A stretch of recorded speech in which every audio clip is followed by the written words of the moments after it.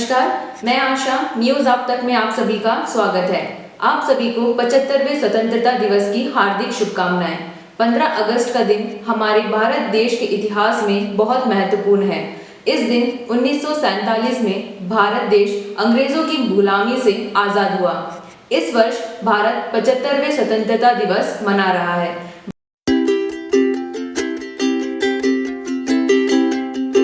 भारत देश को आजाद करने के लिए अनेक भारत के वीरों ने और वीरांगनाओं ने अपना अमूल्य योगदान दिया। पंडित जवाहरलाल नेहरू, महात्मा गांधी, मंगल पांडे, भगत सिंह, चंद्रशेखर आजाद आदि अनेक स्वतंत्रता सेनानियों ने देश को आजाद करने के लिए अपना जीवन समर्पित किया। हर वर्ष 15 अगस्त को इन सभी वीर शहीदों को श्रद्धांजलि दी जाती है। इस 75वें स्वतंत्रता दिवस के अवसर पर डिगलीपुर के assistant commissioner Ankit Kumar Yadav IAS द्वारा राष्ट्रीय ध्वज फहराया गया। उन्होंने सबसे पहले AC ऑफिस में जाकर राष्ट्रीय ध्वज फहराया। इस कार्यक्रम में डिगलीपुर तहसीलदार RI पटवारी और उनके स्टाफ मौजूद थे। उसके बाद वे नेताजी सुभाष चंद्र बोस के स्टैचू पर माल्यार्पण किया। वहां से वे विवेकानंद स्टेडियम गए और राष्ट्रीय ध्वज फहराया। साथ ही पुलिस विभाग द्वारा गार्ड ऑफ ऑनर देकर सम्मानित किया गया।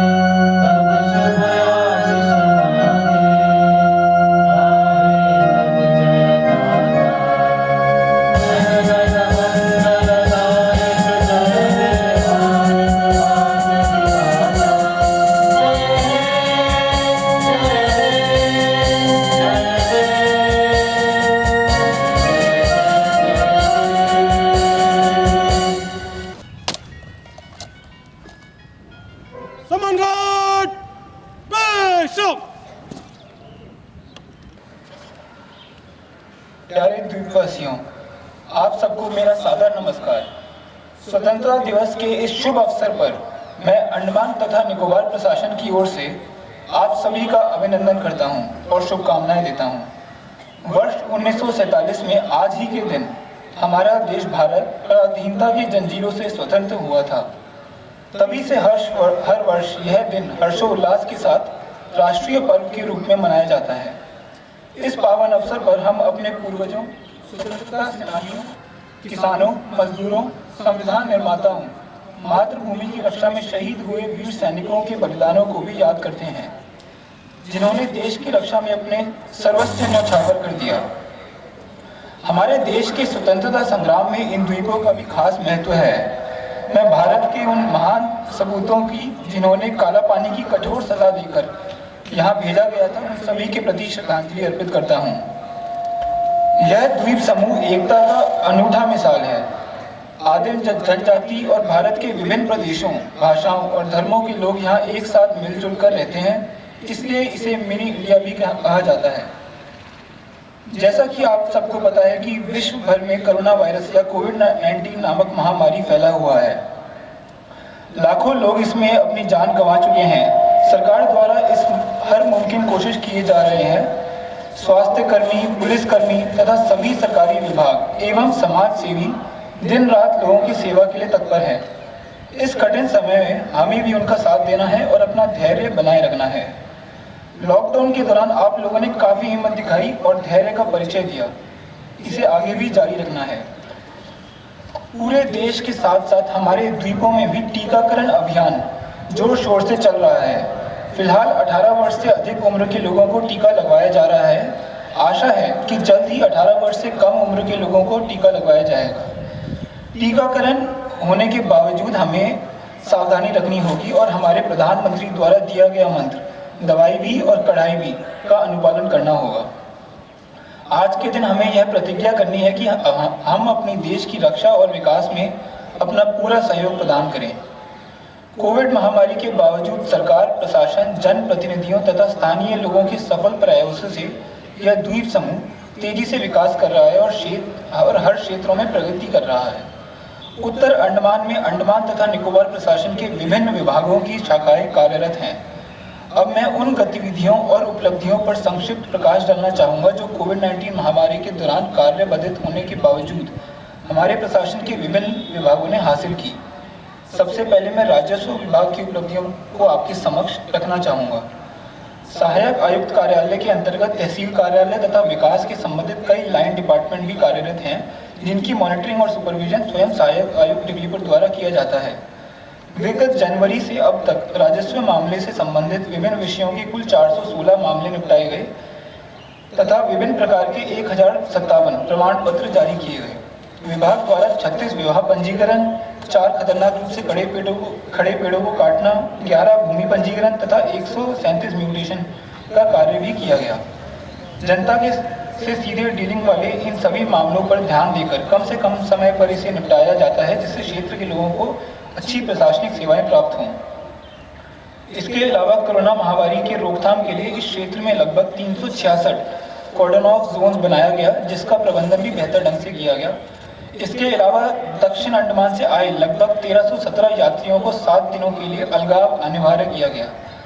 साथ ही साथ ग्राम स्तर पर राशन, दवाइयाँ तथा पेंशन आदि मुहैया करवाया गया।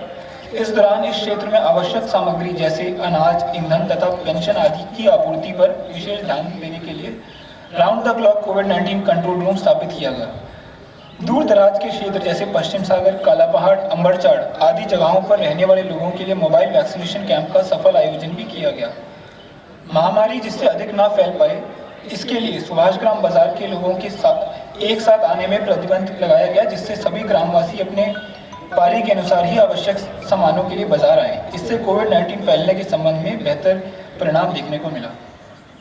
कृषि विभाग हमारे किसान भाइयों के जीवन स्तर को बेहतर बनाने तथा खेतों में पैदावार बढ़ाने के उद्देश्य से सतत प्रयासरत है।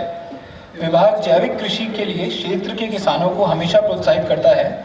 जनवरी से अब तक विभाग द्वारा अपने 14 सब डिपो के माध्यम से लगभग 1.6 मीट्रिक टन बीज धान तथा 29.3 किलोग्राम सब्जी आदि के बीज किसानों को उपलब्ध करवाया गया। इस दौरान किसानों को 1.05 मीट्रिक टन जैविक खाद तथा 73.6 मीट्रिक टन रासायनिक खाद उपलब्ध करवाया गया। इसके अलावा लगभग 1343 विविध फलों तथा मसालों का पौधा किसानों में वितरित किया गया। इस दौरान विभाग द्वारा 14 किसानों को पावर टिलर तथा खरपतवार काटने की यंत्र आदि खरीदने के लिए वित्तीय सहायता मंजूर किया गया। प्रधानमंत्री कृषि सिंचाई योजना के तहत कई किसानों को कुओं के नवीकरण करने के लिए तथा पक्का कुआं बनाने के लिए एवं पंप सेट खरीदने के लिए रियायत दी गई। किसान परंपरागत कृषि विकास योजना के अंतर्गत जैविक खेती करने वाले किसानों को लगभग के लाभ के लिए कई प्रशिक्षण आयोजित किया गया। इसके अलावा शिवपुर गांव के 115 किसानों को सॉइल हेल्थ कार्ड जारी किया गया। प्रधानमंत्री किसान सम्मान निधि का लाभ पाने के उद्देश्य से इस क्षेत्र में अब तक 4601 किसानों ने प्रधानमंत्री किसान योजना के अंतर्गत पंजीकरण करवाया है। इसके अलावा प्रधानमंत्री फसल बीमा योजना के अंतर्गत खरीफ फसल का 23.29 हेक्टेयर तथा रबी फसल के 13.5 हेक्टेयर भूमि का बीमा करवाया गया।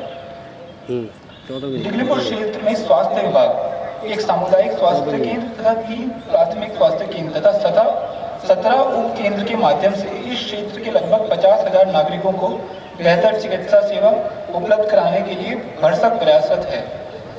जनवरी से अब तक यहाँ लगभग 17,000 बाह्य मरीजों तथा 1294 संस्थागत मरीजों को चिकित्सा किया गया है।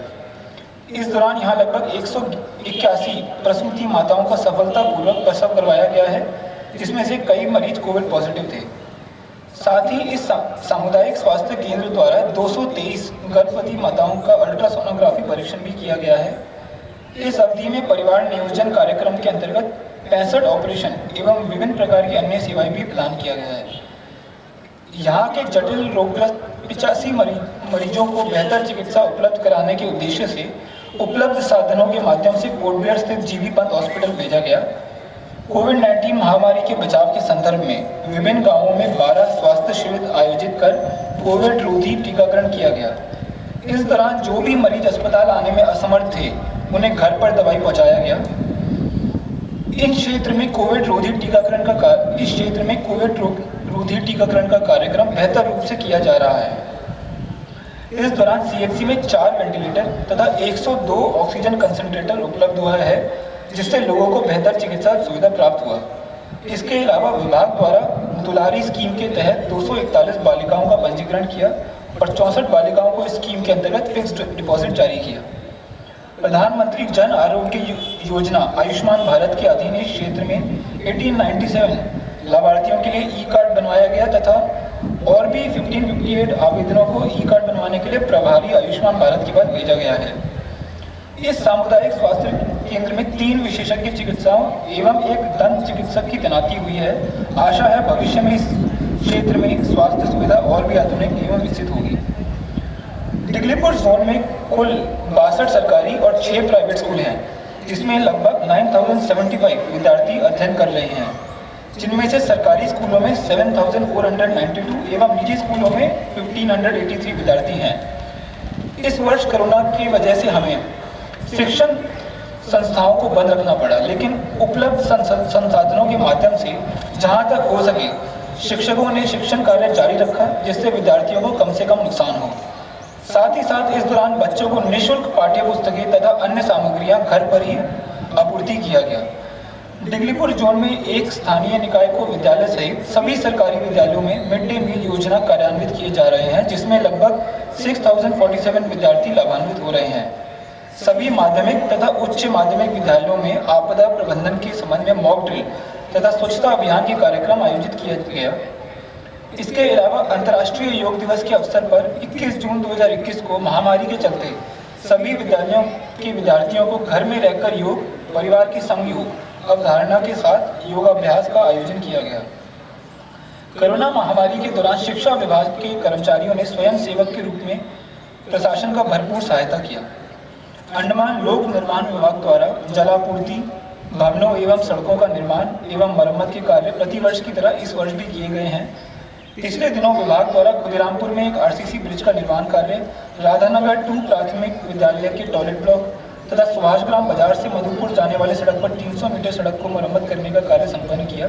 इसके अलावा कालीघाट से जगन्नाथ डेरा तक 4.25 किलोमीटर सड़क, शिवपुर से कालीपुर तक 1.94 किलोमीटर सड़क तथा गांधीनगर 2 से गणेश नगर होते हुए शांति नगर तक लगभग 12.16 किलोमीटर ग्रामीण सड़क एवं अन्य कई छोटे छोटे सड़कों का निर्माण कार्य प्रगति पर है।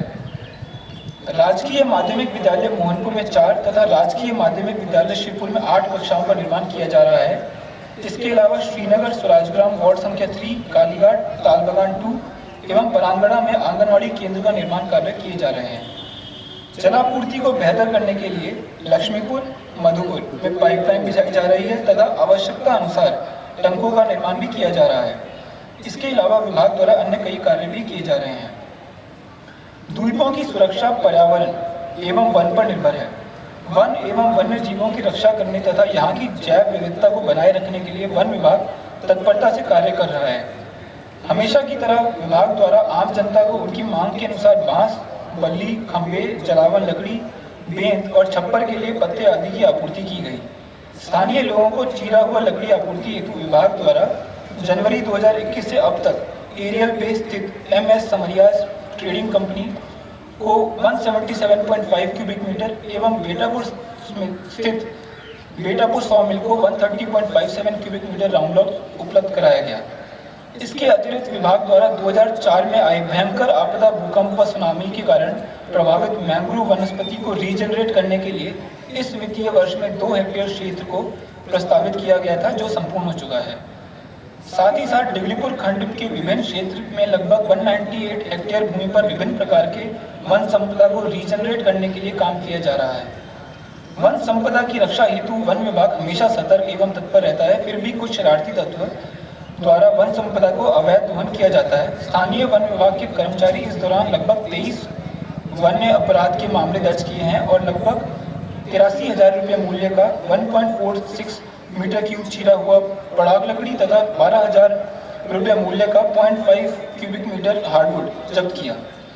इसके अलावा वन्य जंतु शिकार के भी 4 मामला विभाग द्वारा दर्ज किया गया है।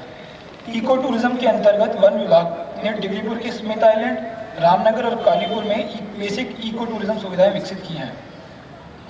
यहाँ पर पंचायती राज संस्थान द्वारा विभिन्न गांवों में आवश्यकता अनुसार footpath, CC road, CC drain, culvert, railing wall, पानीय जल की व्यवस्था आदि का निर्माण एवं मरम्मत कार्य करवाया है।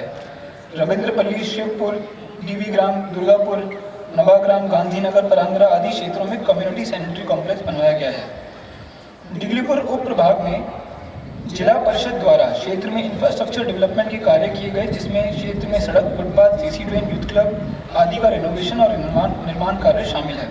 साथ ही राजकीय वरिष्ठ उच्च माध्यमिक विद्यालय कालीघाट में खेल का मैदान का उन्नयन किया गया है। यहाँ पर समाज कल्याण विभाग का प्रतिनिधित्व बाल विकास परियोजना अधिकारी द्वारा किया जाता है, जिसके द्वारा स्थानीय लोगों के उत्थान एवं सहायता हेतु कई स्कीमें चलाई जा रही हैं।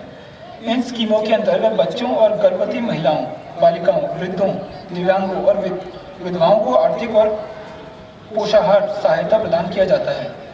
इस क्षेत्र में बाल विकास परियोजना के तहत 6 माह से 6 वर्ष आयु वर्ग के लगभग 2140 बच्चे तथा 148 गर्भवती महिलाएं एवं 194 स्तनपान करने वाली माताओं को पोषाहार प्रदान किया जा रहा है। साथ ही साथ उनके शारीरिक विकास पर भी ध्यान दिया जाता है। अभी 2900 बुजुर्गों को पेंशन, 1114 विधवाओं को विधवा पेंशन प्रदान किया जा रहा है। इसके अतिरिक्त 497 दिव्यांगजनों और 218 बेसहारा महिलाओं को भी प्रतिमाह 2500 रुपये की वित्तीय सहायता प्रदान किया जा रहा है। इस संबंध में और भी कुछ आवेदन प्राप्त हुआ है, जिनकी मंजूरी के लिए निदेशालय भेजा गया है। कुपोषित बच्चों और किशोरियों को भी पोषाहार सहायता प्रदान किया जा रहा है। प्रधानमंत्री मातृत्व वंदना योजना के तहत गर्भवती महिलाओं को प्रथम जीवित बच्चे के जन्म पर 5000 रुपये का मातृत्व लाभ भी दिया जा रहा है।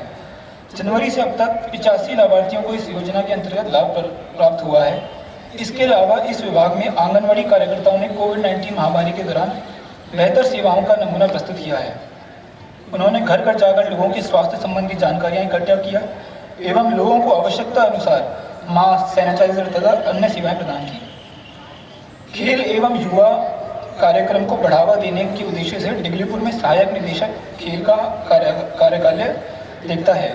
हालांकि कोरोना महामारी की वजह से खेल आदि कार्यक्रम आयोजित करने पर पाबंदी थी, फिर भी जब परिस्थिति अनुकूल हुआ, विभाग द्वारा खेल एवं युवा कार्यक्रम आयोजित किए गए, जिसमें प्रमुख है प्रशासनिक खेल समिति द्वारा आयोजित DPL Diglipur premier league open league cum knockout T20 cricket tournament एवं खेल एवं युवा कार्यक्रम के सहयोग से league cum knockout volleyball tournament. Police विभाग कानून और व्यवस्था बनाए रखने, यातायात प्रबंध करने, विदेशी घुसपैठ रोकने तथा असामाजिक तत्वों से निपटने के लिए सदैव तत्पर रहता है। डिगलीपुर में सब डिविजनल पुलिस ऑफिसर का कार्यालय है। इसके माध्यम से पुलिस तंत्र जैसे पुलिस थाने और चौकियां जनता की सुरक्षा एवं कानून व्यवस्था बनाए रखने के लिए हमेशा सजग रहता है। बच्चों के विरुद्ध अपराध को डील करने के लिए प्रत्येक पुलिस स्टेशन में एक पुलिस अधिकारी को चाइल्ड वेलफेयर ऑफिसर रूप में डेसिग्नेट किया गया है। साथ ही एक बाल मैत्री कक्ष का भी निर्माण किया गया है, जिसमें बच्चों से संबंधित मामलों को बेहतर रूप से निपटाने का कार्य किया जाता है। विभाग द्वारा प्रतिबंधित नशीले पदार्थ को बरामद करने के साथ साथ जनता को चिट फंड, बैंक, ATM, धोखाधड़ी तथा यातायात नियमों के बारे में जागरूक करने और पर्यटकों की सुरक्षा के लिए प्रशासन द्वारा जारी दिशा निर्देशों का पालन करवाने के लिए भी कार्य किया जाता है। यातायात को सुचारू रूप से चलाने के उद्देश्य से पुलिस विभाग द्वारा भरसक प्रयास किया जाता है। नई मोटर वाहन अधिनियम के संदर्भ में पुलिस विभाग द्वारा कई जागरूकता शिविर भी आयोजित किया गया। कानून व्यवस्था बनाए रखने के उद्देश्य से तथा घुसपैठियों के संदर्भ में जानकारी प्राप्त करने के लिए समय समय पर वरिष्ठ नागरिकों, पंचायती राज संस्थानों तथा मछुआरों के साथ बैठक किया जाता है। कोरोना महामारी के दौरान पुलिस विभाग द्वारा सराहनीय कार्य किया गया। लॉकडाउन के दौरान लाउड स्पीकरों द्वारा लोगों को कोरोना से बचाव के उपायों से जानकारी प्रदान की गई। साथ ही साथ विभिन्न सरकारी निर्देशों का अनुपालन भी सुनिश्चित किया गया। पशुपालन विभाग द्वारा डिगलीपुर में पशुधन विकास, पशुओं के नस्ल सुधार, मुर्गी पालन, सुअर पालन, दुग्ध उत्पादन के क्षेत्र में कार्य किया जाता है। पशुओं के लिए पौष्टिक चारा उपलब्ध कराने के लिए विभाग किसानों को उनकी जमीन पर फॉडर प्लॉट तैयार करने हेतु आवश्यक सहायता प्रदान करता है। गांधीनगर में एक वेटनरी सब सेंटर का निर्माण करने के लिए 600 स्क्वायर मीटर भूमि का आवंटन किया गया है तथा भवन आदि निर्माण कार्य अंडमान लोक निर्माण विभाग को सौंप दिया गया है। दूर दराज के इलाकों में विभाग द्वारा नियमित अंतराल पर शिविर आयोजित की जाती है, जिसमें पशुधनों का देखभाल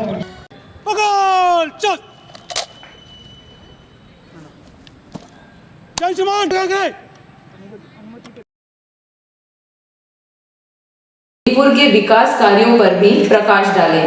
साथ ही इस कार्यक्रम में उत्तर तथा मध्य अंडमान के पूर्व अध्यक्ष दीपांकर मिस्त्री, पूर्व जिला परिषद मेंबर, पूर्व प्रधान समिति मेंबर और कुछ सामाजिक कार्यकर्ता भी मौजूद रहे। उसके बाद वे डिगलीपुर सीएचसी गए, मरीजों से मिले, उनके स्वास्थ्य के बारे में जाना और उन्हें मिठाइयां बांटी। धन्यवाद।